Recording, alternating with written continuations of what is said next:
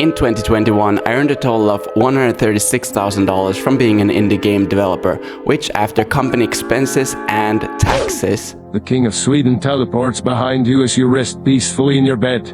He leans over and whispers softly in your ear. Nothing personal, kid. Before collecting his tax, you blink, your eyelids being the only muscles left untouched by the sudden onset of sleep paralysis. And before you know it, the king is gone! Was it only a dream? As I was saying, which after company expenses and taxes translated to about $44,000 of personal income, as well as $36,000 that will remain at my company's disposal. This means that I have now finally been able to reinvest some of that money into hiring freelancers to help me out with the current projects I'm working on. So this is the reason I haven't uploaded a video to this channel for a while. And if you're interested in knowing what I've been up to, then I'll talk a bit more about that towards the end of this video.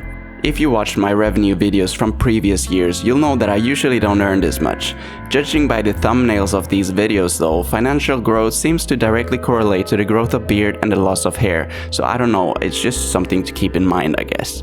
But jokes aside, the real reason for this increase was a huge spike in revenue at the start of Q4 of last year. And if we look at what each game earned, we can see that this additional income came from Gladiators becoming popular once again, which makes sense considering I released a pretty substantial update for it a few months prior. This led to it being featured on the Google Play Store multiple times, and in turn, Android is now my biggest source of income. For context, Gladiators had around 2.5 million downloads on Android in 2021. I also implemented a remove ads in a purchase for the first time ever in one of my games, so that gave me some extra revenue as well. In conclusion, I think we all know by now that games don't really die, and if they do, they don't necessarily have to stay that way. Gladiators was released at the end of 2018, and in the summer of 2019 I thought I was done working on it.